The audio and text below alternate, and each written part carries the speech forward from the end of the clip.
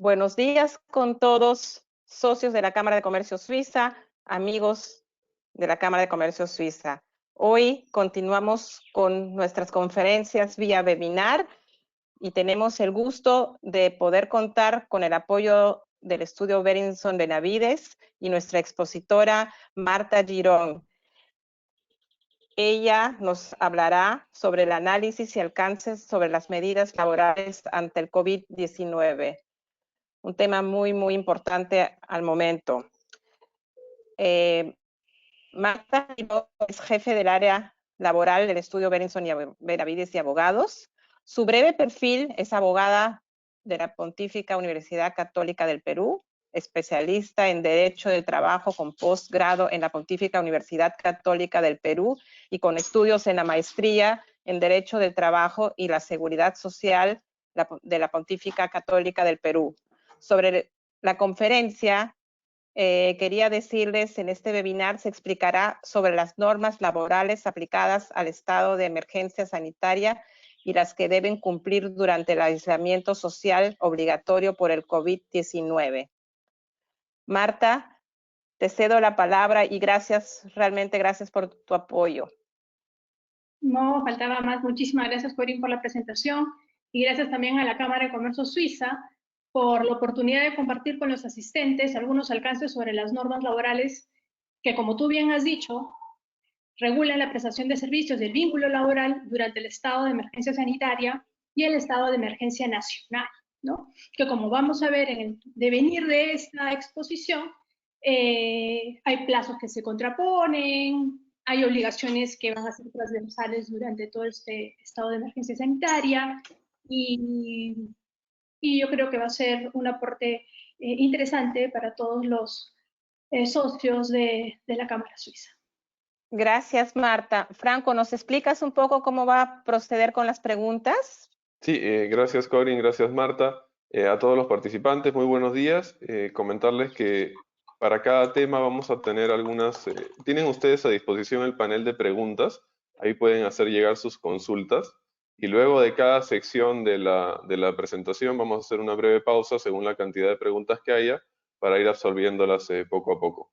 Entonces, por favor, los invitamos a durante la conferencia ir haciendo sus preguntas. Bueno, voy a dar el pase ahora a Marta Girón con su presentación para que pueda dar inicio. Gracias a todos. Gracias, Carlos.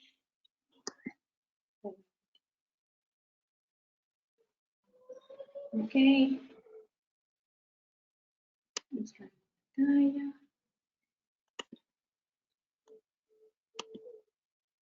Eso es.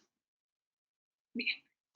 Como es sabido, a fin de prevenir la propagación del COVID-19, el gobierno emitió, entre otras, las siguientes normas que tienen incidencia en el vínculo laboral. Nuestro marco legal para el desarrollo de esta exposición es el siguiente. El Decreto Supremo 08-2020, Salud, emitido el 11 de marzo del 2020 de este año, el Ministerio de Salud declara el estado de emergencia a nivel nacional por 90 días. Este estado de emergencia sanitario culmina el 9 de junio. Marta, disculpa la interrupción, si podrías poner la presentación en modo pantalla completa, para que no se está viendo en modo pantalla completa. Disculpa. A ver, ¿así? Listo, bien? ahora sí, perfecto, gracias. Perfecto. Luego, el decreto de urgencia 26-2020 del 15 de marzo se establecen diversas medidas excepcionales y temporales para prevenir la propagación del coronavirus. Dentro de ellas está el trabajo remoto. El decreto supremo 044-2020 PCM de la misma fecha declara el estado de emergencia nacional y se ordena el aislamiento obligatorio, que es la cuarentena, que va desde el 16 de marzo, en principio hasta el 30 de marzo. Luego, este plazo de cuarentena se amplió hasta el 12 de abril, que ya viene. Sin embargo, por las conferencias dadas por los ministros y por el propio presidente, aparentemente, ese retorno a las actividades laborales y de la reactivación de la economía, ciertamente, se hará a través de manera paulatina y seguramente a través de determinados sectores, ¿no? Por lo pronto ya adelantaron que la activación vendrá en 3 etapas. Posteriormente, tenemos el decreto de urgencia 033-2020 del 27 de marzo. Y a través de esta norma se dictan diversas medidas para reducir el impacto en la economía por las medidas de prevención establecidas por el estado de emergencia. Dentro de estas medidas está la liberación de la CTS, el bono de 35%, y el no descuento de la AFP. Hay una norma adicional que también es importante para el desarrollo de nuestra exposición, que es el decreto de urgencia 029-2020. Y a través de esta norma se precisa los alcances del trabajo remoto a quienes les va a ser imputable la licencia con goce de haber, digamos, las alternativas para la compensación de esta licencia con goce de haber, y la modificación de turnos y horarios de trabajo en la jornada laboral. ¿No? También esta norma establece, entre otros, la suspensión de plazos de procedimientos en el sector público. Adicionalmente, ¿no? Tenemos la resolución ministerial 055-2020, que es la guía para la prevención del coronavirus en el ámbito laboral, emitida por el Ministerio de Trabajo. Y finalmente, el decreto legislativo número 1455, emitido el día de ayer, que crea el programa Reactiva Perú para asegurar la continuidad de la cadena de pagos al empleador, principalmente, por no decir las dos únicas alternativas, que son para planilla de trabajadores y proveedores que tenga el empleador, ¿no? A través de el Reactiva Perú se ha establecido pues un fondo, ¿no?, de crédito para empleadores, y esta norma será reglamentada en estos días y en la que se va a fijar el tipo de interés que ya de adelanto en la misma norma se establece que será bajo. Bien. La norma de aplicación transversal durante el estado de emergencia sanitaria y el estado de emergencia nacional es la ley 29783, la ley de seguridad y salud en el trabajo.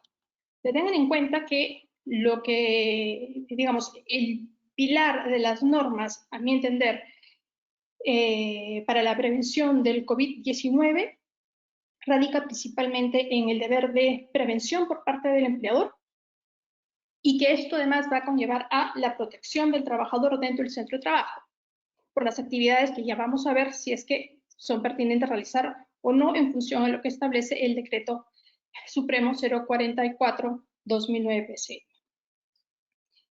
En el título preliminar de la Ley de Seguridad y Salud en el Trabajo tenemos los dos principios de los que vamos a desarrollar a lo largo de la presentación, que son el principio de prevención y el principio de información y capacitación. El principio de prevención establece que el empleador garantiza en el centro de trabajo el establecimiento de los medios y condiciones que protejan la vida, la salud y el bienestar de los trabajadores y de aquellos que, no teniendo vínculo laboral, prestan servicios o se encuentran dentro del ámbito del centro de labores. Y respecto del principio de información y capacitación, las organizaciones sindicales, los trabajadores reciben del empleador una oportuna y adecuada información y capacitación preventiva para desarrollar con énfasis en lo potencialmente riesgoso para la vida, la salud de los trabajadores y su familia. A lo largo de las normas vamos a ver cómo encajan estos dos principios. Bien, ¿cuáles son las medidas de prevención contra el COVID-19 que encontramos en las normas antes mencionadas? En el caso de la emergencia nacional, ¿quiénes pueden prestar servicios? En el centro de trabajo, las normas han establecido que solo podrán prestar servicios presenciales en el centro de trabajo aquellas empresas que realicen servicios o realicen actividades consideradas esenciales, tales como el abastecimiento de alimentos, medicinas medicinas, servicios de saneamiento, agua, luz, limpieza. Adicionalmente a estas están aquellas actividades complementarias o conexas a dichas actividades esenciales. Por ejemplo, la adquisición o producción de abastecimiento de alimentos, lo que incluye su almacenamiento y distribución a la venta al público. La adquisición y producción de abastecimiento de productos farmacéuticos de primera necesidad, asistencia a centros y servicios de establecimiento de salud, entidades financieras de seguros y pensiones, los hoteles, ¿no?, que tienen la única función de servir como de cuarentena dispuesto para los extranjeros o nacionales que vienen de afuera, los medios de comunicación, las centrales de atención telefónica, los call centers, ¿no? Y acá evidentemente los que están relacionados con las actividades esenciales, por lo tanto no está permitido el uso del call center para venta de productos, por ejemplo, ni cobranza, ¿no? Adicionalmente, dentro de las actividades que también están reguladas como exoneradas en la norma que les he mencionado, están los servicios de transporte y carga y mercancía en el territorio nacional y en el ámbito internacional. Estas actividades se encuentran contenidas en el artículo 2, artículo 4.1, 8.3 y 9.3 del Decreto Supremo 044-2020 PCM, ¿no? Adicionalmente, estas actividades han tenido su desarrollo y precisiones en normas sectoriales.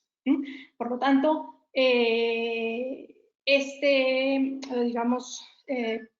relación de actividades a la fecha son un poco más, ¿no? Y con sus precisiones sobre alcances que evidentemente en la norma faltaba un detalle. Adicionalmente, ¿no?, para todos aquellos trabajadores que prestan sus servicios de manera presencial en el centro de trabajo, solo y exclusivamente para estas actividades que les acabo de mencionar, requieren de un permiso especial de tránsito, ¿no? Como sabemos, las fuerzas del orden tienen a su cargo el control del tránsito durante esta etapa de cuarentena. Por lo tanto, el trabajador debe de contar con los documentos que lo habiliten para transitar a su centro de trabajo. Porque acá puede pasar dos cosas, ¿no? O el trabajador se encuentra lo suficientemente premunido para poder justificar su libre tránsito, y libre entre comillas, al centro de trabajo, o el efectivo policial, ante la carencia de documentos o de justificación, lo va a regresar pues a su casa, ¿no? Entonces, el permiso especial de tránsito lo podemos obtener a través de la página web de la Policía Nacional. Ciertamente, este permiso especial de tránsito, como lo hemos visto últimamente, ha sufrido una modificación, ¿no? Porque ahora se han incluido nuevas actividades, las que han sido precisadas a través de, o otras adicionales precisadas por resoluciones ministeriales posteriores, y además se han incluido los datos del empleador. Importante, y esto como consecuencia de el mal uso que se ha venido dando a los permisos especiales de tránsito.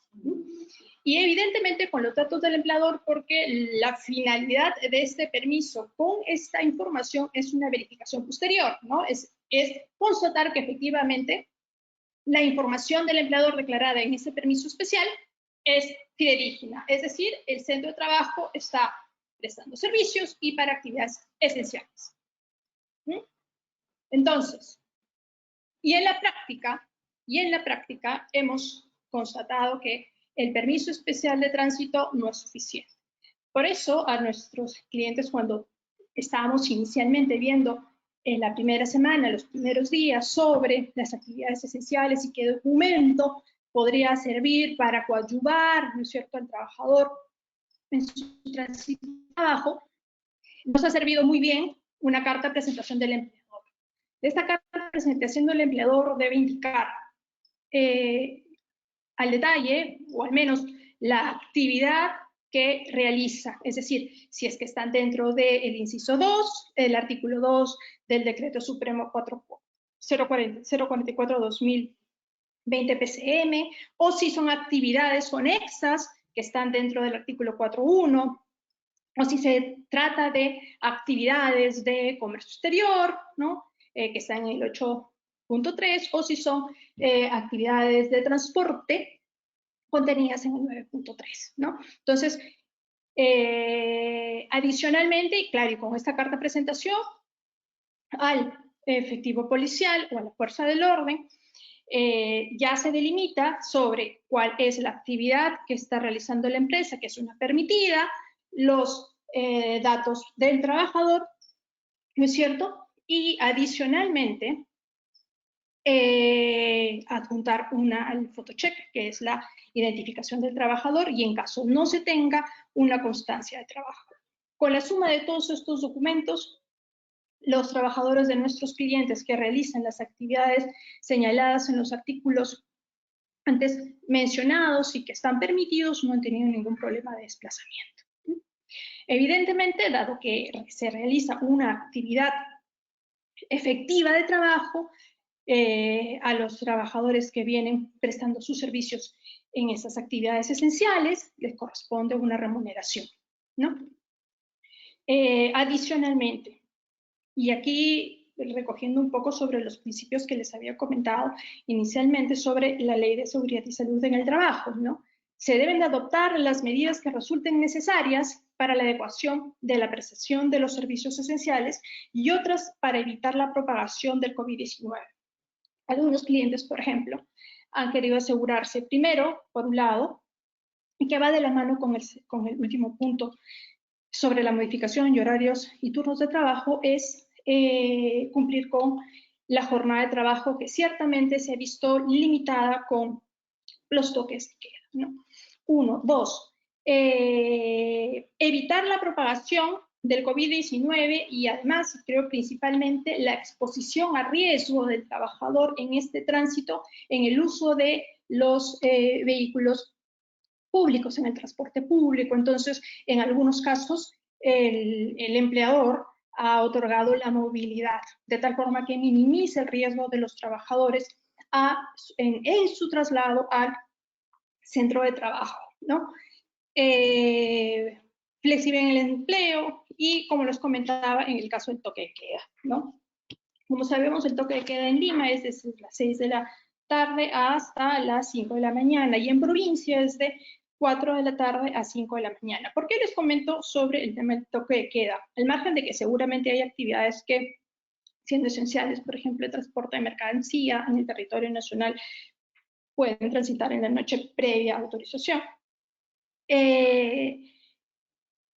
Los empleadores que tienen actividades en distintas partes del Perú, principalmente en aquellas provincias donde el toque de queda es mucho más restringido, por ejemplo en La Libertad, ¿no? Han tenido que adecuar sus horarios de trabajo de tal forma que puedan cumplir con una mínima jornada de trabajo, ¿no? Tenemos el caso, por ejemplo, de una planta de fertilizantes que forma parte de la actividad, una parte de la actividad esencial, que es la agricultura, ¿no? Por ejemplo.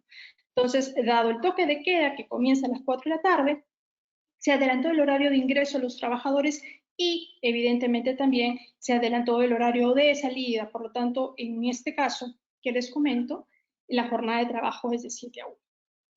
Sobre estas horas que están dejando de laborar los trabajadores, se ha llegado a un acuerdo con el empleador a fin de que su jornada, que era de 7 a 5, las horas que faltan por laborar puedan ser compensadas posteriormente. Una alternativa respecto de la modificación de horarios y turnos de trabajo, ¿no? Esto es respecto de aquellos trabajadores que de manera presencial tienen que prestar sus servicios en el centro de trabajo. Pero ¿qué pasa con aquellos que escapan de estas actividades esenciales que hemos revisado? La norma establece que para aquellos trabajadores que no pueden realizar las actividades esenciales, ¿no?, por el giro de negocio de su empleador, les corresponde realizar trabajo remoto, ¿no? Y acá una diferencia, porque en la práctica, el trabajo remoto, el home office y el teletrabajo lo que buscan es la prestación de los servicios del trabajador desde su domicilio o en el lugar donde las partes lo establezcan, ¿no? Ahora, había una complicación respecto del teletrabajo, que es una norma bastante bien antigua porque requiere del consentimiento de las partes, obligaciones adicionales de implementación del sistema, por ejemplo, de los medios informáticos para la fiscalización del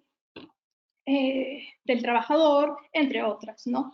Entonces, dada la emergencia por la presentación del COVID-19 ya en el Perú, se determinó el trabajo remoto.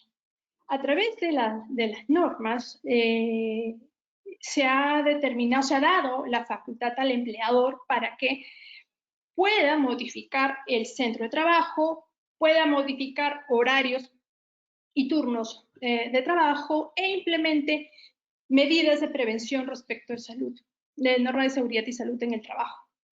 Tengas en cuenta que en estas dos primeras facultades que les mencioné, se requiere de acuerdo de las partes, ¿no? Con estas normas de emergencia, se faculta al empleador que, dada el COVID-19, pueda hacer los cambios necesarios para la continuidad laboral en la medida que se pueda de los trabajadores. Entonces, ¿qué es el trabajo remoto? El trabajo remoto es la prestación de servicios del trabajador en su domicilio o en el lugar de aislamiento domiciliario, ¿no? Utilizando cualquier medio o mecanismo o equipo informático, tales como internet, telecomunicaciones o análogos, ¿no? Telefonía u otros, que le permita realizar sus labores fuera del centro de trabajo. Para la determinación del trabajo remoto, lo que debe de realizar el empleador, y seguramente muchos de ustedes ya lo han hecho, es determinar primero los trabajadores que sí pueden realizar un trabajo remoto, ¿no? Principalmente son las actividades que digamos, por la naturaleza de sus labores pueden desempeñar sus actividades sin necesidad de encontrarse físicamente en el centro de trabajo, ¿no? Por ejemplo, algunas actividades administrativas de soporte o asesoramiento, tales por ejemplo contabilidad, legal, tecnología, entre otros. Y como les comento, pueden ser realizadas de manera remota, ¿no? Adicionalmente, y aquí un papel preponderante que le ha dado las normas al área de recursos humanos, porque el área de recursos humanos es la que se debe de encargar de determinar al grupo de trabajadores de riesgo. El grupo de trabajadores de riesgo o trabajadores de riesgo está determinado en la resolución ministerial 084/2020 del MINSA. Entonces, ¿quiénes son estos trabajadores que forman parte del grupo de riesgo? Son las personas mayores de 60 años y aquellos trabajadores que presentan enfermedades de riesgo. Por ejemplo, aquellos que tienen hipertensión arterial, diabetes, enfermedades cardiovasculares, enfermedades pulmonar crónica, cáncer, entre otros estados de inmunosupresión. ¿Qué quiere decir inmunosupresión? Puede estar propenso a problemas con problemas de defensa del organismo. Entonces, respecto de estas personas de nuestro grupo de riesgo, obligatoriamente se tiene que dar trabajo remoto, obligatoriamente. Ese es el primer tamiz que debemos realizar, ¿no? Verificar si sus actividades las puede realizar a través de trabajo remoto. Ahora, el área de recursos humanos, y antes de entrar a esto, esta determinación del grupo de trabajadores de riesgo ciertamente lo tiene que hacer con la mano del médico ocupacional, porque el médico ocupacional tiene la data respecto de aquellas enfermedades que fueron declaradas en su oportunidad como preexistentes. Por lo tanto, con esta información se puede determinar a este grupo de trabajadores de riesgo. Ahora, si es que el trabajador realiza actividades operativas y no puede realizar trabajo remoto, entonces le corresponde una licencia con goce de haber, con carácter compensable. ¿Por cuánto tiempo el trabajador de riesgo estará sujeto a trabajo remoto o a la licencia con goce de haber de carácter compensable? Durante todo el plazo del estado de emergencia sanitaria. Entonces, para el grupo de riesgo, obligatoriamente, ellos van a tener que guardar una cuarentena hasta el 9 de junio. Si es que las medidas de aislamiento social obligatorio para entonces ya están levantadas, entonces los trabajadores de riesgo y con las medidas de prevención correspondientes podrán reintegrarse a sus labores a partir del 10 de junio, ¿no? Otro grupo que también tiene que ser determinado para la aplicación del trabajo de riesgo son aquellos trabajadores que por sus actividades no pueden realizar trabajo remoto. Por ejemplo, las actividades operativas, ¿no? Y dentro de las actividades operativas, por ejemplo, ¿no? Los trabajadores que realizan procuración o mensajería, o son los supervisores de obra, ¿no? Los supervisores de seguridad y salud en el trabajo que mayoritariamente sus actividades las tiene que realizar en situ, entre otros que pueden entrar en esta categoría, los choferes, por ejemplo, ¿no? Que no pueden trasladarse salvo que realicen actividades esenciales. Entonces, en el caso de ellos, lo que corresponde es una licencia con goce de haber de carácter compensable. Otro grupo que tampoco puede realizar trabajo remoto, evidentemente, son aquellos trabajadores que se encuentran enfermos con un descanso médico y dentro de ellos se incluye a los trabajadores con COVID-19, ¿no? Otra característica adicional sobre el trabajo remoto es que los equipos y los medios informáticos es proporcionado por cualquiera de las dos partes, ¿no? La norma señala algo sobre el tema de los gastos, ¿no? Si las partes se ponen de acuerdo entre las partes, puede haber una compensación de gastos por el trabajo remoto, ¿no? Por el uso de los medios y mecanismos de comunicación. Por ejemplo, si el trabajador tiene problemas de conectividad, porque su internet es de una banda muy baja, entonces, para cumplir con su jornada de trabajo y estar 100% a disposición del empleador durante esa jornada de trabajo, pueden acordar una subvención de los gastos respecto de ya sea el teléfono celular o el internet de la casa, para poder cumplir con esta puesta a disposición durante la jornada de trabajo y evidentemente en tanto dure el trabajo remoto. Algunas obligaciones del empleador y obligaciones del trabajador. Expresamente la norma señala que el empleador no puede afectar la naturaleza del vínculo laboral, mantener la remuneración y demás condiciones económicas,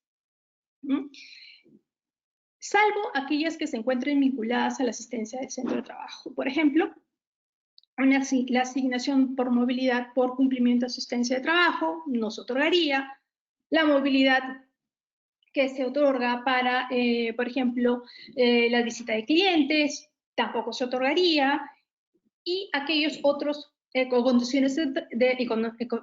condiciones económicas que se encuentren sujetas a la prestación efectiva en el centro de trabajo con la asistencia del trabajador, ¿verdad? Informar las medidas de condiciones de seguridad y salud en el trabajo, ¿no?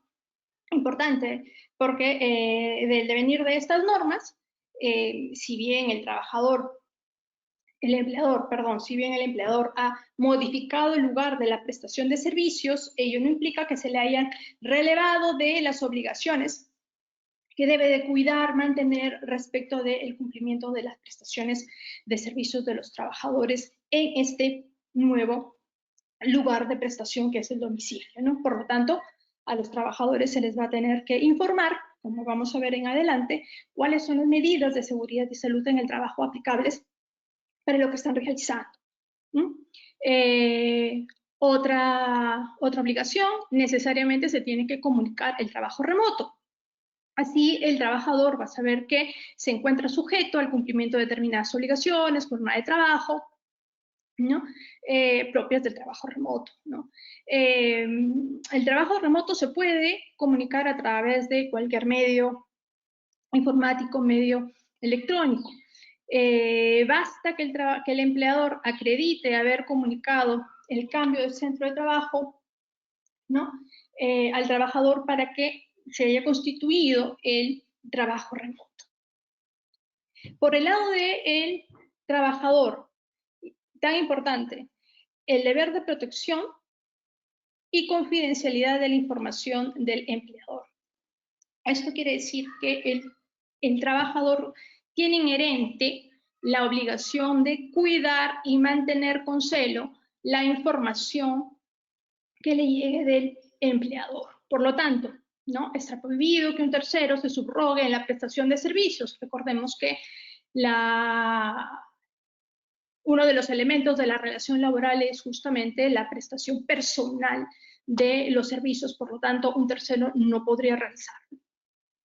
Asimismo, un tercero no puede tener acceso a la información del empleador, evidentemente, porque esto no solamente implicaría un incumplimiento del deber de protección y confidencialidad de la información, sino también podría ocasionar responsabilidades legales por el uso indebido y no autorizado de esa información, ¿no? Entonces, por lo tanto, aquí el trabajador tiene un doble de deber u obligación, si lo queremos ver, ¿no?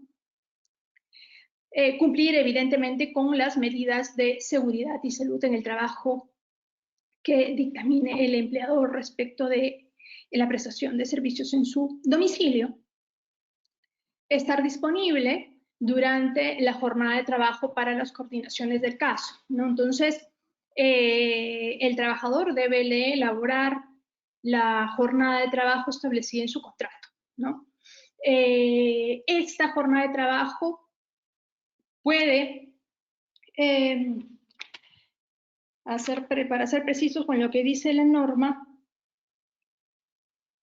puede adaptarse a sus necesidades respetando siempre la jornada máxima establecida, ¿no? Entonces, las partes pueden pactar que el trabajador distribuya libremente su jornada de trabajo en los horarios que mejor se adapte a sus necesidades, respetando la jornada máxima establecida, ¿no es cierto?, en el contrato de trabajo, ¿no? La jornada de trabajo solo se puede distribuir hasta un máximo de 6 días a la semana.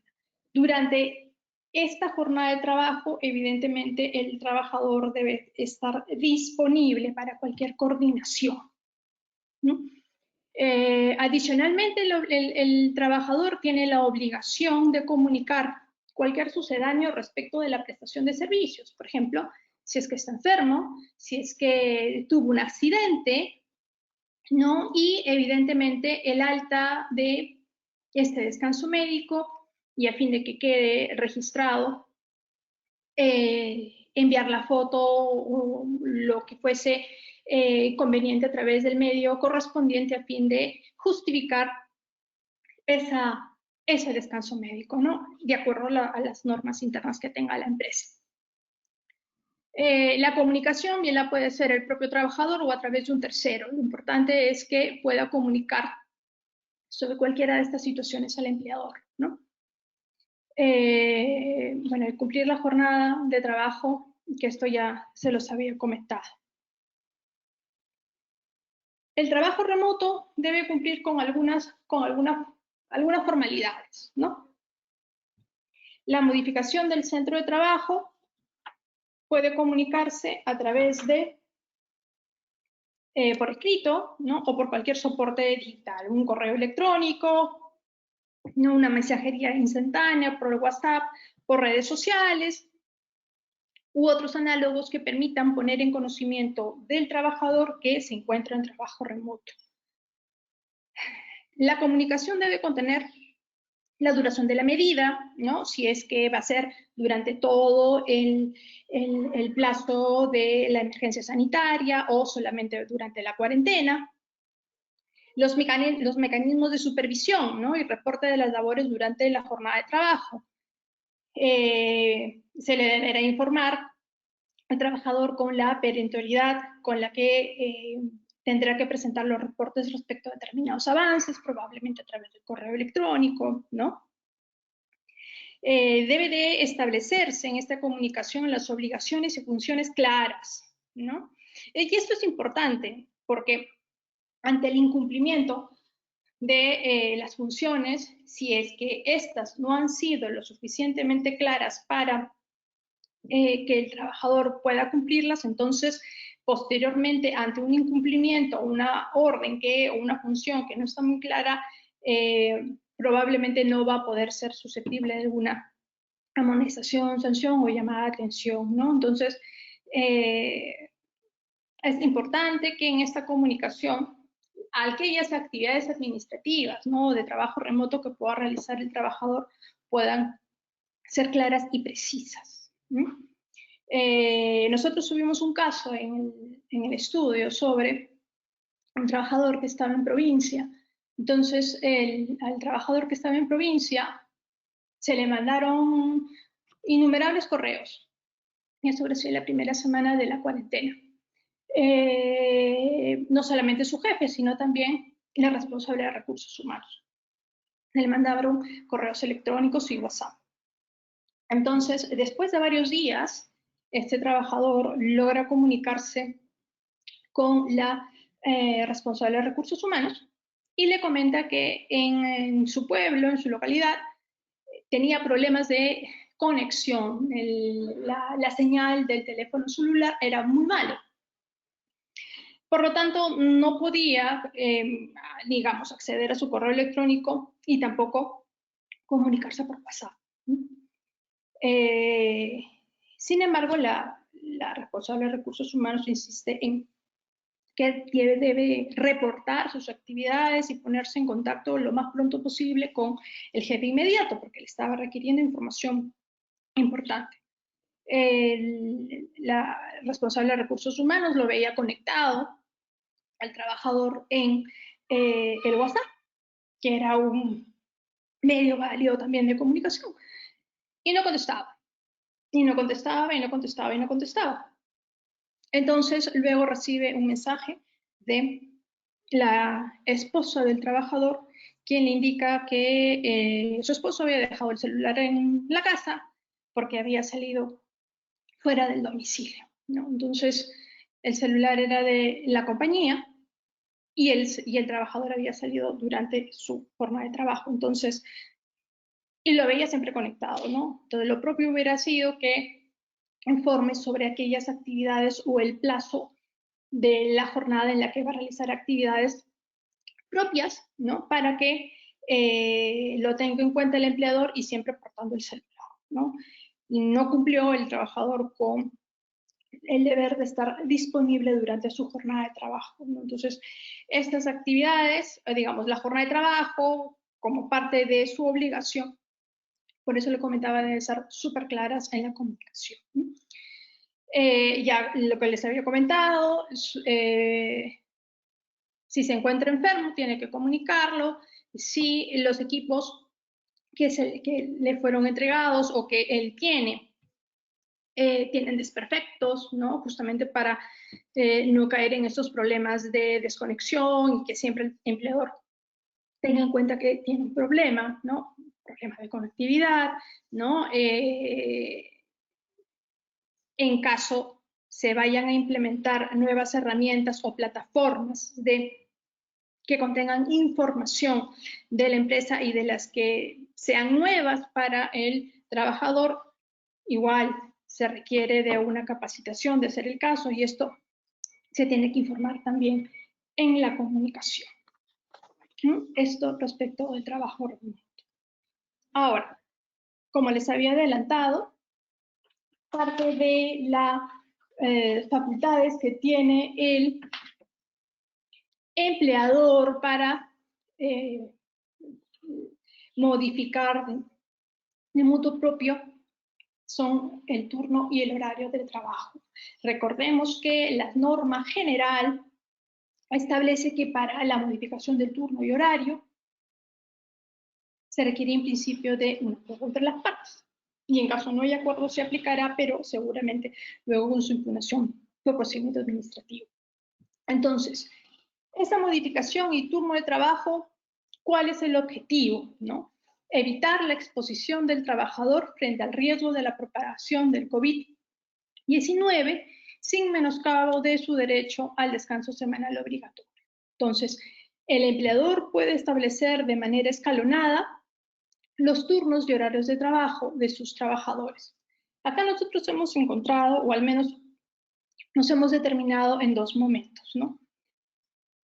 Durante la cuarentena, no se puede afectar la prestación de servicios de los bienes esenciales regulados y que resulten estrictamente necesarios para evitar la propagación del COVID-19. Es decir, para todas aquellas actividades que hemos visto inicialmente como esenciales, el empleador debe de adecuar los turnos y horarios de trabajo dentro de la jornada correspondiente a fin de que se dé una continuidad de estas prestaciones. Y después de la cuarentena, ¿no? Lo propio. A fin de evitar la exposición a los trabajadores sobre la propagación del COVID-19, el empleador puede implementar turnos y horarios que eviten justamente la aglomeración de trabajadores. Por ejemplo, equipos de trabajo determinados en lunes, miércoles y viernes, y otro grupo va martes, jueves, sábado, por ejemplo, ¿no? Y encontrar alguna alternativa a fin de justamente, como les comento, evitar la aglomeración de los trabajadores dentro del centro de trabajo, ¿no? Evidentemente evitar los hacinamientos. Por lo pronto es la única precisión que nosotros tenemos respecto a turnos y horarios de trabajo. Ciertamente lo que viene de cara al levantamiento de esta cuarentena, esperamos que se precise las formas o las alternativas respecto de turnos y horarios de trabajo, porque no sabemos si, por ejemplo, se va a mantener el toque de queda, por ejemplo, ¿no? Y evidentemente hay empresas que laboran de noche o adecuar el trabajo diurno a fin de no entrar en el toque de queda, en fin. Falta precisar en ese aspecto la norma, ¿no? Otro punto que también es importante, las medidas de prevención de seguridad y salud en el trabajo. Y esto va de la mano con los principios rectores que están en la Ley de Seguridad y Salud en el Trabajo que les había comentado. No solamente por el deber de prevención, sino además también el deber de la capacitación e información respecto del COVID-19. Entonces, principalmente, la información que se le debe brindar al trabajador es sobre las medidas de prevención y acciones concretas en el ámbito de salud pública respecto al coronavirus dadas por el MINSA. Ahí ustedes pueden encontrar algunos links donde hay campañas sobre conocer el coronavirus, ¿no? ¿Qué son los coronavirus y cómo protegerse? ¿Cómo prevenir el coronavirus? El coronavirus en el Perú, ¿no? Por ejemplo, en el caso del penúltimo link sobre cómo prevenir el coronavirus, podemos encontrar algunos consejos que son principalmente los que hemos estado escuchando a través de las campañas sobre cómo protegernos respecto de este virus, ¿no? Lavarnos las manos hasta el antebrazo con agua y jabón, por lo menos 20 segundos, toser o estornudar cubriéndose la boca y la nariz con un pañuelo, o con el antebrazo, ¿no? Nunca lo hagas, nunca hacerlo con las manos directamente. No tocarse los ojos, la nariz, la boca, ¿no? Solo si no cuentas con agua y con jabón cerca, usar el antibacterial. Qué importante. El antibacterial no reemplaza el lavado de las manos.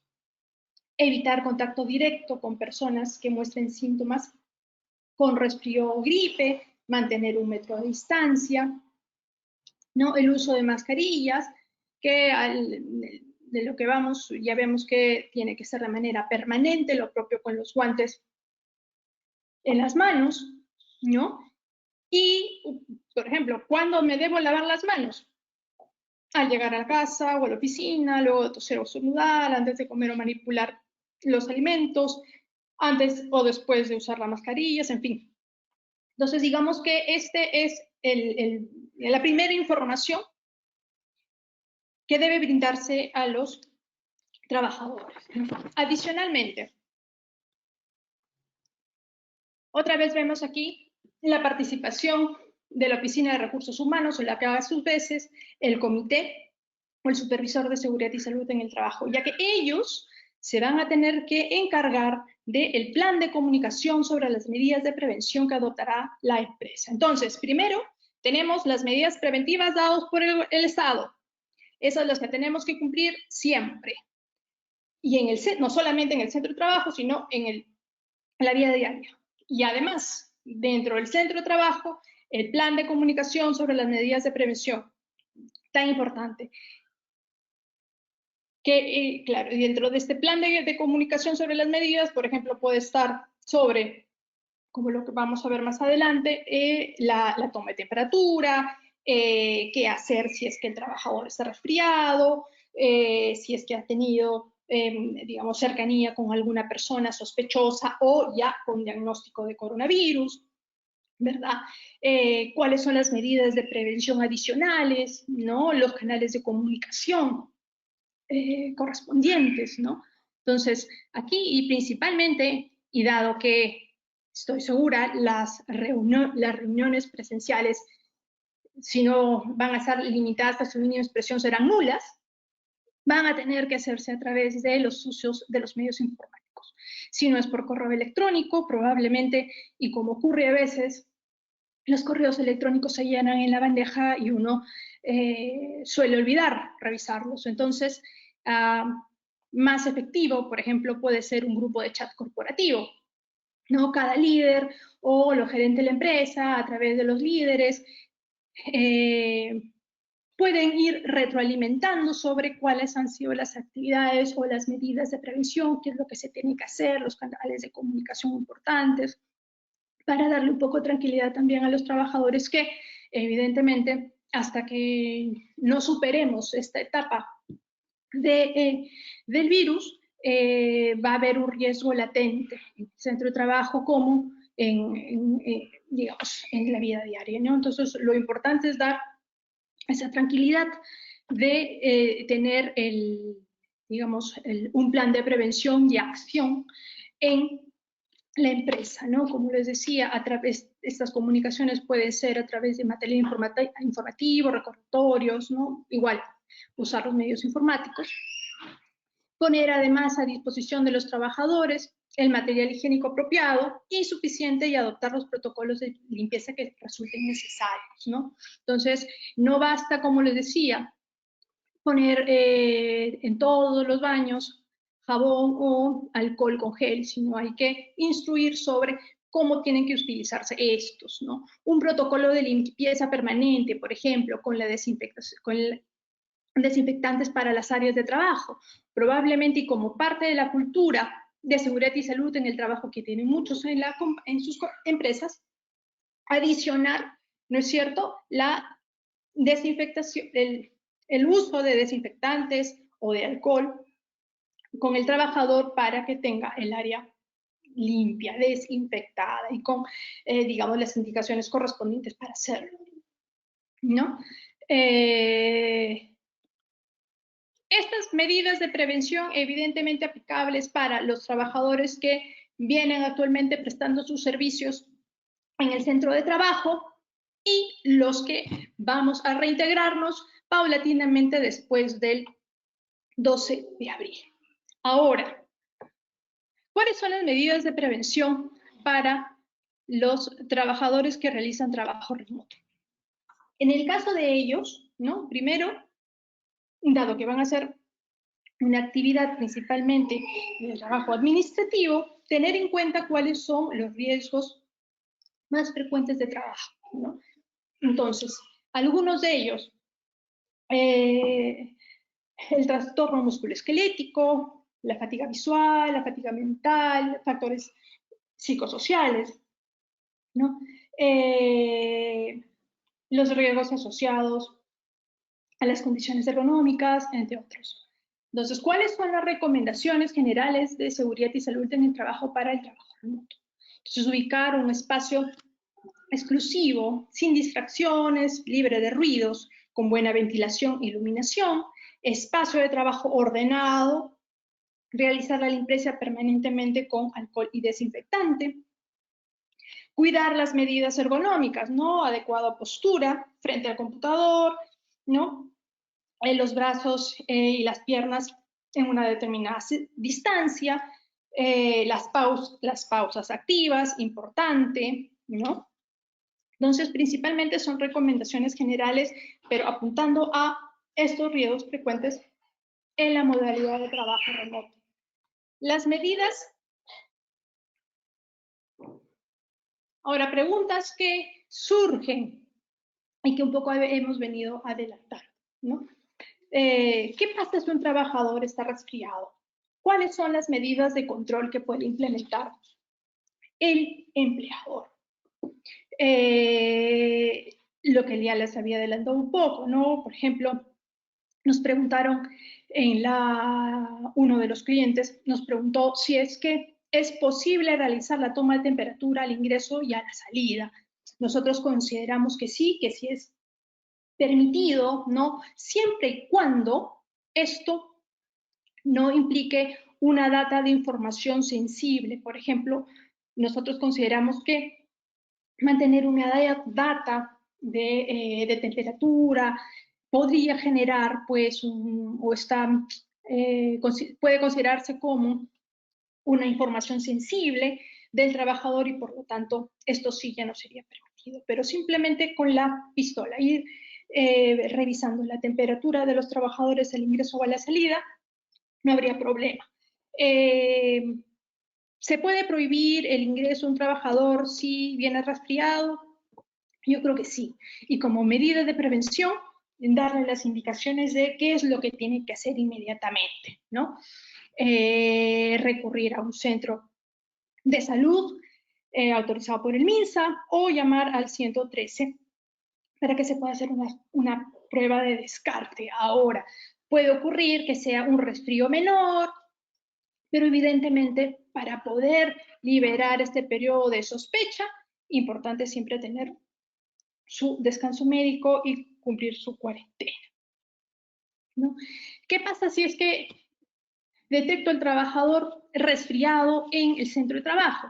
Entonces, tener un área determinada para que el trabajador pueda estar separado del resto, ¿no? Ahora, evidentemente, advertida la situación, aplicar el protocolo, ¿no? ¿Qué hacemos en caso advertimos que tenemos un trabajador con resfrío? Lo que les he mencionado, ¿no? Si ustedes ya tienen su protocolo de mandarlo inmediatamente al centro de salud o llamar al MINSA, entre otros, entonces es oportuno aplicarlo en ese momento. ¿Qué pasa si el trabajador es sospechoso o es diagnosticado, o sospechoso o ha tenido relación con coronavirus? Entonces aquí, primero, determinar si es que ha estado en contacto con alguna persona diagnosticada con coronavirus, ¿no? Ya sea probable o confirmado, o si 14 días antes visitaron áreas de riesgo de transmisión de este virus, ¿no? Evidentemente, esto yo lo que les estoy comentando era antes de la situación que estamos pasando ahora, ¿no? Porque ya tenemos cierre de fronteras, el haber estado cerca de alguna persona que ha llegado de viaje o uno mismo que ha llegado de viaje ya pasó, con lo cual para la aplicación en ese entonces de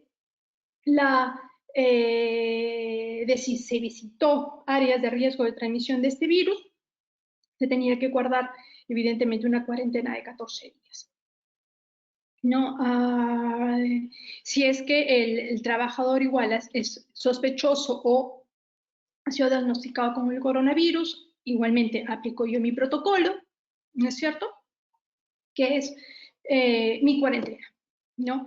Entonces, el médico tratante me dará una licencia, un certificado médico respecto de esta cuarentena, ¿no es cierto? Y tengo que acudir a un centro de MINSA autorizado o llamar al 113 para que me hagan esa prueba de descarte. Entonces aquí tenemos dos supuestos, ¿no? En caso que no haya enfermedad, ese periodo de cuarentena, según lo establecido en la guía del Ministerio de Trabajo sobre la prevención del coronavirus en el centro de trabajo, perdón, es sobre la resolución ministerial, sí, sino desde el Ministerio de Trabajo. Se compensará ese periodo y evidentemente si es que se diagnosticó la enfermedad, aplicará el descanso médico. Ahora, otro punto importante que también es que se va a tener que analizar una vez que se levante la cuarentena, ¿no? ¿Puede el trabajador realizar viajes de comisión de servicios? En principio, la posición es que se limite mucho estos viajes.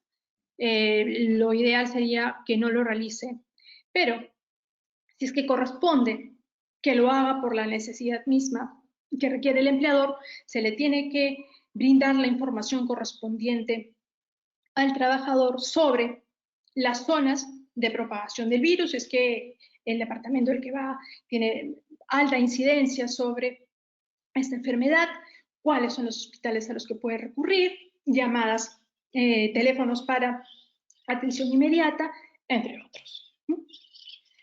Bien, esto es lo que respecta a lo que es el trabajo remoto, las facultades que tiene el empleador respecto de la modificación del tiempo de los turnos y horarios de trabajo y las medidas de seguridad y salud. Ahora, otro punto que también nosotros hemos visto mucho en el estado de emergencia nacional, ¿no? Es respecto de los sucedáneos sobre el contrato de trabajo, contrato de trabajador extranjero, en aquellos casos en los que tenga trabajadores extranjeros, ¿qué ocurre con sus permisos de trabajo, los permisos de viaje, por ejemplo, si es que han estado fuera, y vacaciones? Respecto al contrato de trabajo, como sabemos, se deben de cumplir con determinadas formalidades para su validez. Y una de ellas es que sea por escrito y evidentemente implica que lleve la firma hológrafa de ambas partes. Sin embargo, existe pues una evidente imposibilidad de la suscripción de los contratos de trabajo por el estado de emergencia nacional. Todos estamos en cuarentena, ¿no? Entonces, el Ministerio de Trabajo, y ahí ustedes pueden encontrar el link, dilucidó la situación respecto de la firma de trabajo, apuntando principalmente al consentimiento de las partes. Entonces, el empleador debe de comunicarse con los trabajadores cuyos contratos están próximos a vencer, ya sea por WhatsApp, ya sea por correo electrónico, por algún medio de comunicación, a fin de comentarle que tiene la voluntad de prorrogar el contrato de trabajo. Entonces, como medida excepcional, el Ministerio de Trabajo ha permitido el uso de la firma escaneada del trabajador en los contratos de trabajo. Pero con esta cuarentena, ciertamente existe pues una limitación para conseguir tóner, por ahí papel para imprimir, ¿no? O el trabajador no tiene escáner, o no tiene impresora, se malogró. Entonces, basta que el trabajador comunique la aceptación de la renovación del contrato de trabajo a través de un correo electrónico, un WhatsApp, ¿no? Informando que ni bien se reanuden las actividades, firmará el contrato de trabajo cumpliendo con la formalidad establecida en la norma. Desde hace años atrás, no es necesario que los contratos de trabajo se presenten al Ministerio de Trabajo, por lo tanto, pasa con el cumplimiento de la formalidad a través de estas precisiones importantes que hace el Ministerio de Trabajo sobre la firma en el documento. ¿Qué ocurre con los contratos de trabajo extranjeros? Recordemos que también los contratos de trabajo extranjeros cumplen con esta formalidad que tienen los contratos a plazo fijo, porque están sujetos a un vencimiento y además están sujetos a la firma hológrafa. Por lo tanto, bien son aplicables a estas medidas de renovación de contratos de trabajo y firmas, que puede ser firma digital o firma electrónica, lo que les comentaba, excepcionalmente la firma escaneada, y en caso no se pueda ninguna de ellas, entonces los medios alternativos a través de los cuales se acredite la manifestación de voluntad de ambas partes de, primero, prorrogar el plazo del contrato, y segundo, la formalidad, cumplir con la formalidad una vez superada la cuarentena. ¿Qué ocurre con los vencimientos de los permisos de trabajo y otros que tienen relación, por ejemplo, con los trabajadores extranjeros? Migraciones, y ahí ustedes pueden encontrar la comunicación sobre los vencimientos, presentación de citas de los expedientes migratorios, sobre la extensión de plazos y residencias de los trabajadores extranjeros o de los extranjeros en general, ¿no? Entonces, dada el estado de emergencia nacional, como sabemos, también se han suspendido las actividades del sector público, dentro de ellas el de migraciones. Por lo tanto, se han suspendido las citas para la presentación de los expedientes migratorios, sea cambio de calidad migratoria, visa de trabajo, otras visas, ¿no? Los llamados de familia, ¿verdad? Y una vez superado esta cuarentena, seguramente, y luego que paulatinamente se reintegren también a sus actividades los trabajadores del sector público, se tendrá que solicitar nuevas citas para la presentación de estos expedientes migratorios. La suspensión de los plazos de los permisos especiales de viaje por cierre de fronteras, ¿no? ¿Qué pasó si salió de viaje el extranjero dejando a cargo o pendiente o en giro el trámite de su visa de trabajo o de la renovación de su visa de trabajo? Entonces, estos permisos, que en principio son de 30 días naturales, se suspenden. Entonces, de la misma forma que aquí en el Perú hemos tenido cierre de fronteras, en otros países han tenido lo propio, ¿no? Por ejemplo, tenemos varios extranjeros de distintas nacionalidades que se encuentran en este apremio, ¿no? Tienen cierre de fronteras en su país y en el nuestro también. Por lo tanto, el plazo, la suspensión del plazo se va a contar desde el cierre de la frontera en su país, y va a tener que venir, y esa es una sugerencia que nosotros le hemos dado a nuestros clientes, para acreditar justamente el cierre de frontera, algún documento oficial, en el mejor de los casos, que acredite que tuvo una imposibilidad de viajar a Perú, ¿no? Una vez levantada la medida del cierre de frontera, ¿no? ¿Qué ocurre con los plazos de las visas de las residencias de los extranjeros y de sus familias? En tanto dure este periodo de emergencia nacional, se va a extender los plazos de la visa. Entonces, si durante esta cuarentena venció la residencia de los trabajadores extranjeros o de sus familias, estos plazos de sus residencias se encuentran aún vigentes. Otras consultas que hemos tenido también de manera reiterativa es qué pasa con las vacaciones. En el caso de las vacaciones, se gozará el periodo vacacional previamente acordado con las partes. Entonces, si yo comencé las vacaciones antes del estado de emergencia nacional y termina dentro del estado de emergencia nacional, entonces todo ese periodo va a ser vacaciones. Entonces, si me corresponde realizar trabajo remoto, entonces a partir del día siguiente de las vacaciones, comenzaré a realizar mi trabajo remoto. Si no puedo realizar trabajo remoto porque mis actividades no lo permiten, entonces tendré una licencia con goce compensable. Si se inicia las vacaciones durante el estado de emergencia nacional, entonces salgo de vacaciones y la consecuencia va a ser la misma en el punto anterior, ¿no? Si es que termina dentro del periodo de emergencia nacional, entonces todo ese periodo va a ser vacaciones y luego de estas vacaciones lo que corresponda, si es trabajo remoto o licencia con goce.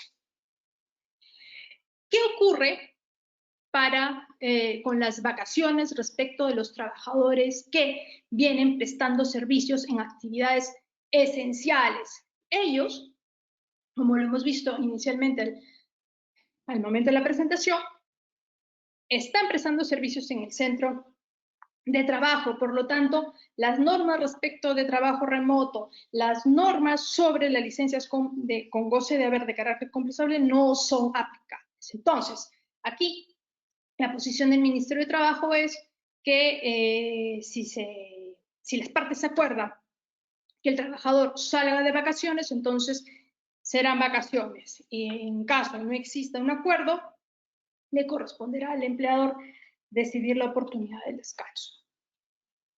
¿Ok? Ahora, en estas normas que yo les he comentado y como medida para paliar un poco el impacto sobre el estado de emergencia nacional, esta cuarentena y la inactividad de gran parte del sector productivo del país, el gobierno ha dado medidas, ¿no? Digamos, que coadyuvan tanto a trabajadores como a empleadores. En estas últimas semanas hemos visto, ¿no?, las medidas respecto a los trabajadores, que son la liberación hasta de 2.400 soles de la CTS, la suspensión temporal y excepcional de la retención y pago de la remuneración de abril.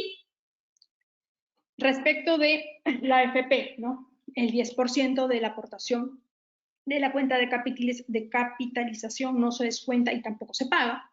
El porcentaje de la comisión de la AFP tampoco se descuenta y tampoco se paga la AFP. Lo único que se mantiene es el descuento del porcentaje del seguro de invalidez y sobrevivencia. El Ministerio de Economía, luego del análisis que corresponda, evaluará si amplía de manera excepcional la suspensión del pago del AFP para el mes de mayo.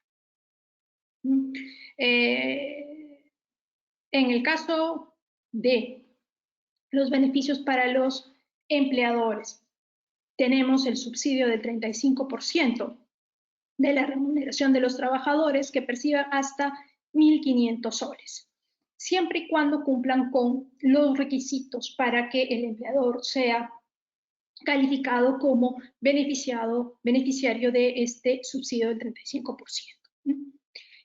Inicialmente, el plazo para proporcionar el código interbancario estaba fijado para el día de hoy. Sin embargo, ayer, a través de una resolución de superintendencia de la SUNAT, se ha ampliado el plazo hasta el 13 de abril de este año, ¿no?, para, digamos, que la mayor cantidad de empleadores pueda acogerse a este beneficio. Por lo pronto, hay 125.000 empleadores, si mal no recuerdo haber leído esa cifra, que se han acogido a este beneficio.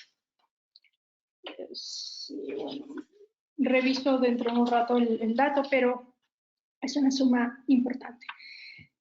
Otro beneficio que se ha dado a los empleadores es el programa Reactiva Perú, como ya les había adelantado. Es un programa de crédito que se ha destinado 30 millones de soles, 30 millones de soles para pago de planilla de remuneraciones a corto plazo y proveedores, ¿no? Siempre y cuando el empleador cumpla con los requisitos establecidos en el decreto legislativo 1455 que salió emitido el día de ayer. Y evidentemente este incentivo, esta ayuda, ¿no? Es para asegurar la continuidad de la cadena de pagos, ¿no? Ahora, ¿qué alternativas tiene el empleador frente al estado de emergencia sanitaria nacional? Respecto, en el primer punto, ¿no? En tanto exista acuerdo de las partes, puede haber reducción de remuneración y de beneficios económicos que pueden pactados con el trabajador. Respecto de la reducción de remuneración, acá es importantísimo que se tenga en cuenta los precedentes de la Corte Suprema. Entonces, se permite la reducción de la remuneración en tanto exista un acuerdo de las partes. Hay una norma bastante bien antigua que lo permite, siempre y cuando sea una medida temporal, sea objetiva, sea excepcional, encuentre una debida justificación para esta medida y cumpla con un criterio de proporcionalidad. Respecto de, y evidentemente cuidando un mínimo, ¿no? Puede ser pues, un porcentaje de la remuneración, no puede ir muy por debajo de la remuneración mínima, por ejemplo, ¿no? Siempre manteniendo los pisos.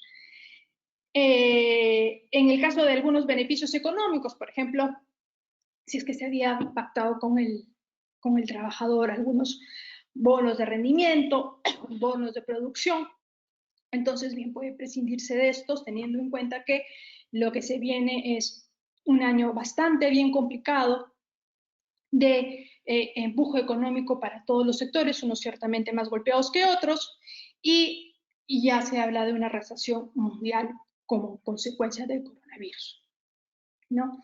La suspensión perfecta de labores, adelanto de vacaciones o vacaciones mismas, el fraccionamiento de determinados beneficios sociales. Entonces, en tanto exista un acuerdo entre las partes, cualquiera de estas medidas antes indicadas pueden ser aplicables a estos estados de emergencia.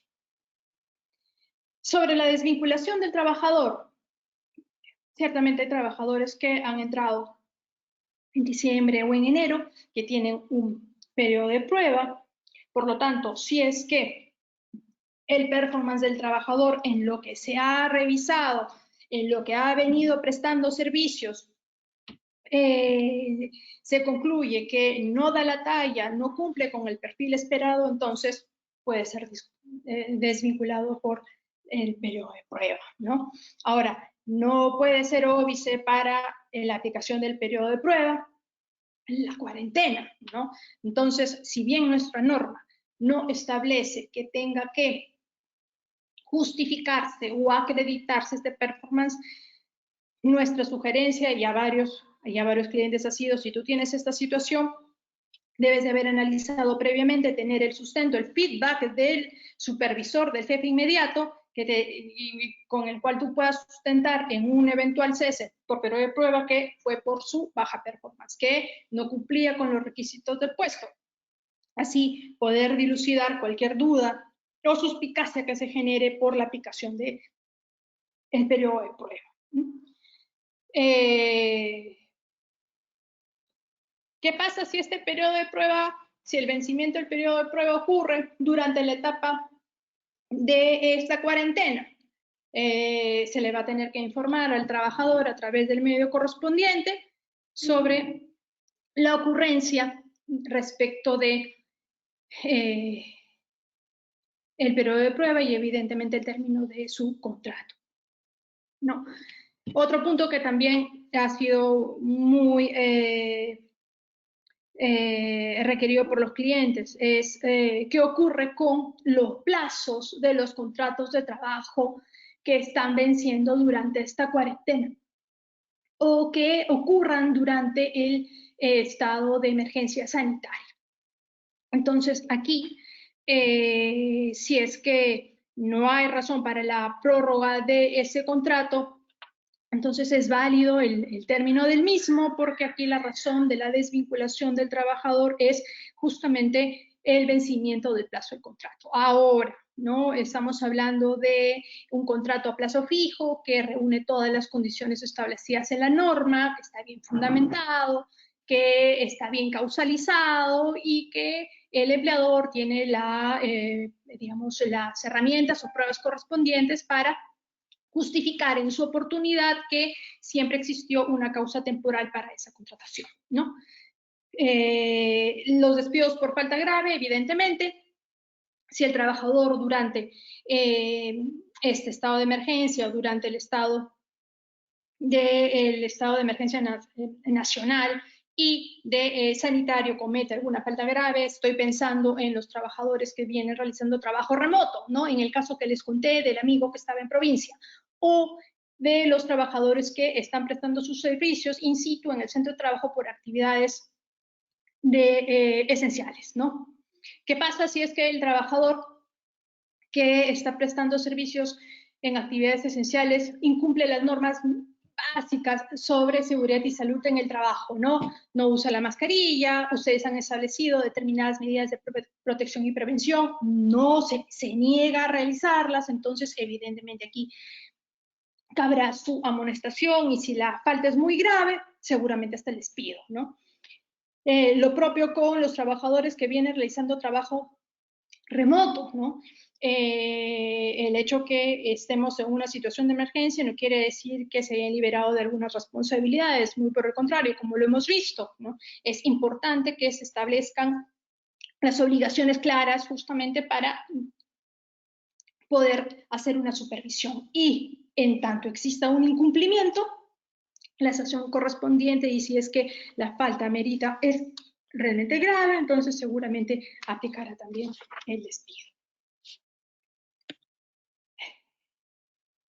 Por decisión unilateral del empleador.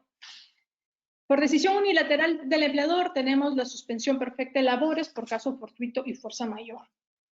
Entonces, la naturaleza del caso fortuito y fuerza mayor, qué mejor ejemplo que lo que estamos pasando, ¿no? Es un evento o hecho extraordinario que escapa a las partes que impide la realización de la prestación de servicios. El empleador ciertamente debe cumplir con un procedimiento que se lleva ante el Ministerio de Trabajo. Ahora, por evidentes razones, la parte procedimental respecto a la comunicación en paralelo al Ministerio de Trabajo no se va a poder llevar a cabo por el estado de emergencia nacional. Pero una vez que se levante el estado de emergencia nacional y se reanuden las actividades en el Ministerio de Trabajo, ciertamente el empleador deberá cumplir con esta comunicación, ¿no? Por lo pronto, como hemos visto en las noticias y varias empresas de distintos sectores y ciertamente los más golpeados por esta coyuntura, han iniciado los procedimientos de suspensión perfecta de labores. Entonces, han comunicado a los trabajadores cuál es el plazo de esta medida. Por lo general, muchas de ellas han aplicado el plazo máximo que es de 90 días. Pero lo que establece la norma es que el empleador debe otorgar medidas paliativas a la suspensión perfecta de labores. Es decir, debe de haber agotado, y subrayo, agotado todas las otras alternativas que puedan conllevar a medidas distintas a la suspensión perfecta de labores, es decir, todas aquellas que eviten agravar la situación del trabajador. Por ejemplo, vacaciones vencidas, anticipadas, reducción de jornada u otras medidas, ¿no? Razonables, por ejemplo, turnos de trabajo, en fin, adelanto de beneficios sociales, lo que busca, lo estableció en la norma y además por criterio y precedentes del Ministerio de Trabajo respecto a las suspensiones perfectas de labores, es evitar la suspensión perfecta. Si es que el empleador está en una situación tal que no puede otorgar estas medidas paliativas, va a tener que presentar el sustento económico financiero correspondiente, ¿no? Que sustente su posición. El Ministerio de Trabajo va a evaluar ciertamente las medidas de suspensión de perfecta presentada por los empleadores y si no encuentra razón, entonces va a ordenar el pago de esos 3 meses de remuneración dejadas de percibir a los trabajadores. Entonces, y acá hay un punto que es bastante interesante porque discutir, porque al margen de si estamos dentro de un caso fortuito fuerza mayor, que ciertamente lo hay, también se van a evaluar otras medidas establecidas en la norma, ¿no? Y el criterio que tiene el Ministerio de Trabajo es muy conservador. Por lo tanto, históricamente, ha sido muy pocas las situaciones en las que ha avalado o ha declarado procedente una suspensión perfecta de labores por caso fortuito y fuerza mayor. En los últimos días, además, también sabemos cuál es la posición que tiene la ministra de Trabajo respecto a la suspensión perfecta de labores solicitada de manera unilateral por el empleador, ¿no? Entonces, para el Ministerio de Trabajo, no procedería ya que contraviene la naturaleza del decreto de urgencia 029-2020, ya que en esta norma se ha establecido, o el espíritu de la norma es una licencia con goce, compensable, ya sea por acuerdo o necesariamente con trabajo, ¿no? Entonces, la posibilidad de una decisión unilateral, aun cuando estuviese ciertamente sustentada en la norma, para el Ministerio de Trabajo es cuestionable. Lo cierto es que también por el lado empresarial solicita, ¿no? Requiere que se establezca un norte respecto de este segundo periodo de la cuarentena.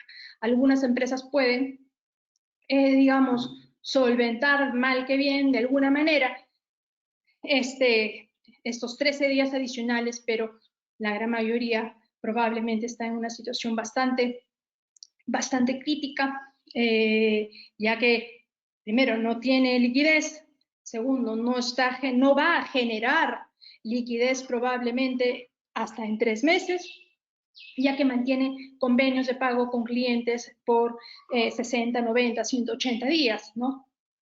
Los clientes, a su vez, tienen por política aminorar gastos y, digamos, postergar lo mayor que se pueda también el pago de algunos proveedores o servicios ya realizados, con lo cual sí se requiere al menos tener claridad sobre si es que es viable la suspensión perfecta o que alguna otra alternativa puede brindar el Ministerio de Trabajo, ¿no? Solo como un dato adicional, por ejemplo, en la región, Chile, Colombia, incluso España o Francia, han, digamos, otorgado facultades al empleador para una suspensión de labores hasta 6 meses, por ejemplo, en Chile, ¿no? Se dispuso que los empleadores en Colombia puedan otorgar vacaciones anticipadas y colectivas con un aviso de anticipación a los trabajadores, la suspensión de contratos sin goce por motivos de fuerza mayor. En España lo propio también se ha dado medidas para esta coyuntura, en Francia lo propio, en fin, ¿no? Entonces, ciertamente el Ministerio de Trabajo tiene ya las alternativas propuestas para poder coadyuvar de la mejor manera al sector empresarial sobre este punto y lo ha manifestado la ministra también. Entonces, esperemos que prontamente tengamos luz en el camino sobre esta segunda parte de la cuarentena. Y bueno, y si es que la suspensión perfecta no, digamos, es una alternativa para, digamos, salir de paso respecto a esta coyuntura. Otro procedimiento administrativo por decisión unilateral del empleador es el cese colectivo, ¿no? ¿Cuál es el papel de la SUNAFIL? Y ya con esto vamos terminando. Como sabemos, existe una limitación en las inspecciones de la SUNAFIL por el estado de emergencia nacional. Sin embargo, ha establecido un canal para denuncia de los trabajadores a través de la denuncia virtual. Viene realizando requerimientos de información sobre el cumplimiento de normas durante el estado de emergencia a través de cartas circulares y requiere la información para que sea remitida a través de correos electrónicos. Y también se ha establecido infracciones muy graves respecto al incumplimiento del estado de emergencia nacional y sanitario, ¿no? Por ejemplo, es una infracción muy grave disponer o exigir o permitir el ingreso o la permanencia de personas para el centro, para la prestación de servicios en los centros de trabajo cuya actividad no se encuentre dentro de las actividades esenciales o exoneradas, claro, porque a este personal le corresponde o trabajo remoto o su licencia con goce de haber compensado en su casa. Incumplir el trabajo remoto para trabajo de riesgo, para trabajadores de riesgo, ¿no? También una infracción muy grave, ¿no?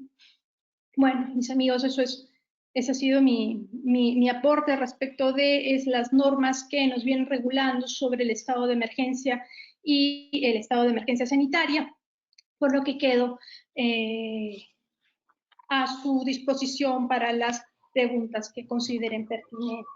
Gracias. Muchísimas gracias, Marta, por la presentación.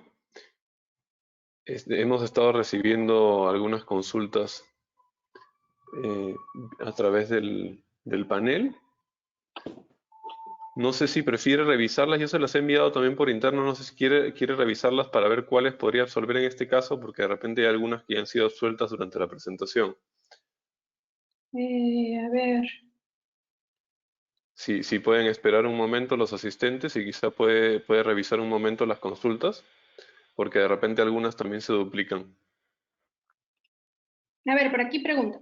Si un trabajador estuvo gozando de vacaciones y en el interín se decretó el estado de emergencia, ¿se entiende que sigue igual gozando de vacaciones o estas quedan suspendidas dada la situación? Bueno, lo que ya habíamos explicado en una de las láminas, ¿verdad? Sí, bueno, esto es vacaciones, ¿no es cierto? Es vacaciones. Entonces, como les explicaba, todo acuerdo respecto a vacaciones al que arribaron las partes antes de estos estados de emergencia se gozarán tal cual y serán vacaciones, ¿no? Dice, para que se dé la licencia con goce de haber compensable es necesario firmar un convenio, una adenda o es suficiente las leyes dadas por el Estado. Yo sugiero que sí, que sea a través de un convenio, ¿no? Principalmente por lo siguiente, porque el empleador seguramente va a darles algunas alternativas sobre respecto a qué concepto se va a tener que aplicar esta compensación, ya sea vacaciones, vacaciones adelantadas, una suspensión perfecta de labores, ¿no es cierto? Y por lo tanto, esta manifestación de voluntad, este acuerdo de las partes debe quedar por escrito. Para mí, lo propio debiera ocurrir con la compensación con horas de trabajo, ¿no? Porque se tiene que establecer un cronograma, se tiene que indicar expresamente que no se va a vulnerar el derecho a descanso semanal obligatorio, tengan en cuenta que va a tener que haber un límite respecto de las horas de trabajo prestadas fuera de la jornada, ¿no? Hay un deber también de cuidado del trabajador por la fatiga, ¿no? Entonces, también aplican normas de seguridad y salud en el trabajo, ciertamente, ¿no? Entonces, mi recomendación es que siempre se tenga por escrito, ¿no? A ver, dice, ¿a partir de qué fecha se tomará en cuenta para que el trabajador que no está en el grupo de riesgo y que trabaja en un hotel en actividades operativas compense posteriormente las horas trabajadas? A ver, en principio el acuerdo puede ser durante digamos, el estado de emergencia o también posterior, ¿no? Entonces lo importante es que lo que establece la norma es que la compensación, si es que esta persona viene realizando ya actividades, Sí, pues, y que trabaja en un hotel de actividades operativas, va a tener que realizarlas de manera posterior, ¿no? Sí. ¿Qué más? Un trabajador a tiempo parcial se le puede dar una bonificación si por la coyuntura ha trabajado más de 2 horas sin que se naturalice su contrato. Sí, yo creo que sí. Si digamos, es un acuerdo entre las partes y, digamos, como en medio de incentivo se le puede dar esta bonificación, yo creo que no habría ningún problema, siempre y cuando se establezca que la naturaleza de esta bonificación a qué aplica, ¿no? Sí, mucho ojo con los contratos a tiempo parciales, porque ellos son de una naturaleza especial, ¿no? Entonces, a fin de que no se desnaturalice ese tiempo parcial, habría que revisar eso al detalle, ¿no? La compensación de gastos que queda el empleador por uso de Internet se toma como un concepto remunerativo. La norma no lo establece, es un reconocimiento de gasto por, digamos, las mismas labores, y yo creo que bien podría pasar por como una condición de trabajo, ¿no? Porque se requiere brindar, proporcionar determinadas herramientas y por lo tanto digamos, los gastos que son inherentes para la propia actividad que se realiza de manera remota, por lo tanto no puede pasar como una condición de trabajo, ¿no? A ver.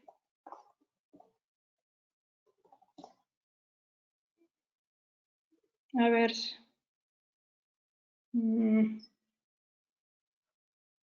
Dice, tengo 2 consultas. Si el trabajo no permite el teletrabajo y las horas de jala serán, dice, ¿la forma de compensar es impuesta por el trabajador o es por mutuo acuerdo? No. Aquí la norma parte de la premisa que primero debemos tener un acuerdo entre las partes. Y si no hay un acuerdo de la forma en la que se va a compensar respecto de las alternativas que tienen tanto el trabajador como el empleador, ahí va a venir el trabajo necesariamente, ¿no? Y bajo las condiciones que ya les había platicado, ¿no? Cuidando siempre las horas extras que no, bueno, extras entre comillas, las horas de trabajo prestadas fuera de la jornada, no pueden exceder de determinado límite justamente para no incurrir en un tema de seguridad y salud en el trabajo, respecto de, además, cuidar también los descansos semanales obligatorios, ¿no? Dice que ¿quién establece qué puestos de trabajo pueden efectuar teletrabajo? ¿Es acaso el empleador? Sí, es el empleador. Claro, porque teniendo en cuenta las actividades que realizan sus trabajadores, determina quiénes son operativos y se van a su casa con una licencia con goce. Los que realizan actividades administrativas o parte administrativas pueden realizar actividades de trabajo remoto, ¿no? Es lo que establece la norma. ¿Es legal que el empleador decida contar los días de trabajo remoto como vacaciones? Lo que no puede ser el empleador es imponer las vacaciones durante este periodo de cuarentena, ¿no? Entonces, si las partes están de acuerdo en que este periodo de cuarentena sea aplicable a vacaciones, tendrá que ser vacaciones, ¿no? No puede ser una imposición por mandato expreso de la norma. Luego, si un trabajador que gana 2.500 está afecto al subsidio de 35%, no. La norma es clara y dice que es hasta los 1.500. 1.500. Los que ganan 1.501 no están dentro de este subsidio. Dice, para el periodo de marzo 2020, respecto al pago del FP que vence hoy, ¿hay alguna modificación del cronograma? Por lo que he estado revisando, no. El periodo del vencimiento de marzo sigue vigente dentro de sus propias normas, salvo que por ahí haya habido alguna norma que se me haya escapado, pero en principio no. Y ¿cómo se llama? Digamos, la salvedad es respecto del mes de abril. Dice, ¿qué pasa si no llego a un acuerdo entre el empleador y el trabajador? El empleador tiene opción a desvincular. Yo me imagino que esta pregunta se hace respecto a la compensación, ¿no? Si es que no se llega a un acuerdo, el empleador puede despedir al trabajador. No, porque la alternativa o en contrario sensu al no llegar a un acuerdo va a ser la prestación de servicios para la recuperación de esas horas, ¿no? La desvinculación del trabajador, como lo hemos visto, solo obedece a causas legales. La cuarentena o la falta de acuerdo no es una causa legal. A ver. Listo. Bueno, hay varias preguntas sobre lo que apunta y lo que les estaba comentando respecto de la suspensión perfecta de labores, que hay varios abogados, colegas que, digamos, señalan que la suspensión perfecta de labores o la posición de la ministra, que no es viable por el espíritu de la norma, ¿no? Sí y no, ¿verdad? Porque, a ver, lo que no puede ocurrir es el desconocimiento de una realidad que están viviendo las empresas, ¿no? Entonces, acá lo que se está buscando es el mantenimiento de la fuente de trabajo. Hay empresas de diversos sectores, muchas de ellas en las que están en una situación bastante bien complicada y la van a tener bastante bien complicada aún hasta el próximo año, porque por lo que me comentaba, estamos en una etapa de recesión.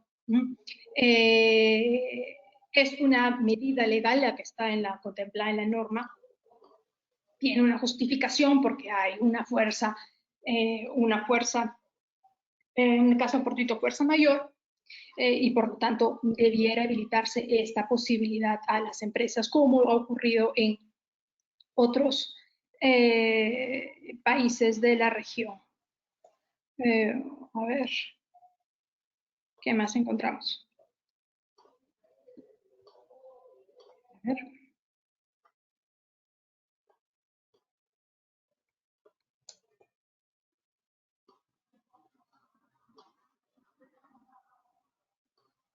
Bueno, si se sabe que se dictarán algunas medidas laborales para el sector turismo, no solamente para el turismo, están en cola también construcción, transporte, ¿no? Y otras que ciertamente son sectores bastante bien golpeados por esta coyuntura. Entonces, lo que sí ha manifestado la ministra a lo largo de estos días es que se vienen evaluando, hay reuniones con sector del empresariado para ver qué alternativas pueden haber, ¿no? Entonces, de lo que va estos días, probablemente podamos tener noticias, ¿no? Dice sobre la compensación, cuando se comunica al trabajador, por ejemplo, el trabajo está realizando trabajo remoto limitado, dado que sus funciones son recepcionista, no se puede. Sí, sobre la compensación, cuando se comunica al trabajador. A ver, puede ser lo que han hecho algunos clientes, ir adelantando sobre qué conceptos van a aplicar ¿cómo se llama? Las alternativas respecto de compensación, y luego plasmarlo ya una vez superado este estado de emergencia. Otros están esperando a que culmine el estado de emergencia justamente para tener un poco más de claridad sobre las medidas que pueda implementar el Ministerio de Trabajo o el gobierno sobre esta segunda parte, ¿no? A ver, ¿qué más?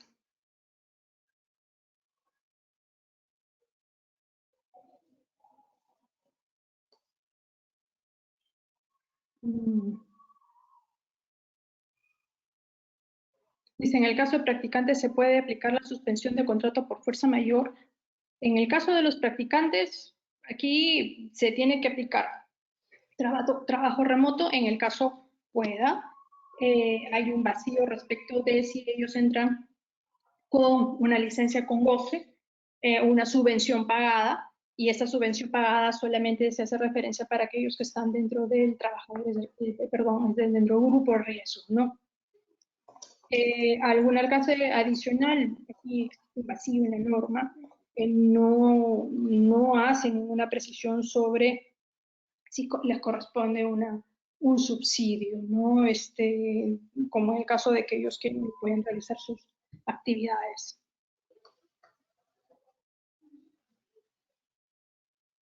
A ver, yo creo que básicamente son todas esas preguntas, el resto se repite un poco, Franco. Sí, justo hemos estado revisando, ya hemos enviado la mayoría, así que quizás si hay algunas ya consultas adicionales quedarán para alguna sesión posterior. Claro que sí. Nos consultan también si es posible enviar la presentación. Ah, por supuesto. Claro, La vamos a enviar vía correo electrónico a todos los que se han conectado. claro que sí, encantada. No he puesto ahí mi correo. Para cualquier consulta que tengan adicional, mi correo es martagirón, girón con G, @verlegal.com. Perfecto, a ver, vamos a invitar a Corín un momento para que pueda dar las palabras, algunas palabras finales.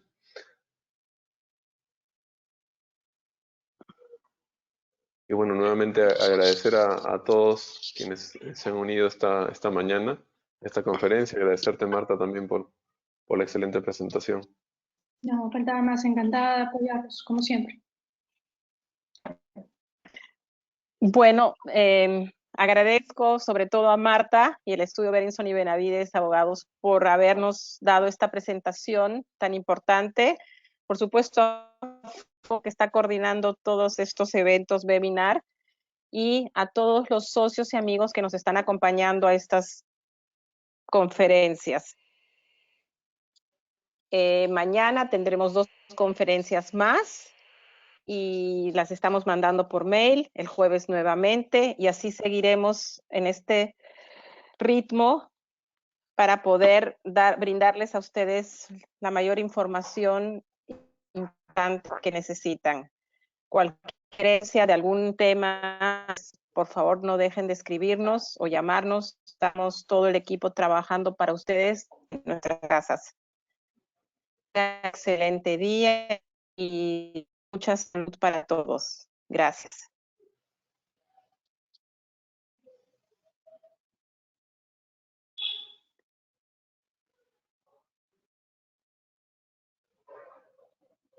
Gracias, Corín. Muchas gracias a todos nuevamente y hasta una próxima oportunidad. Que tengan todos una muy buena tarde.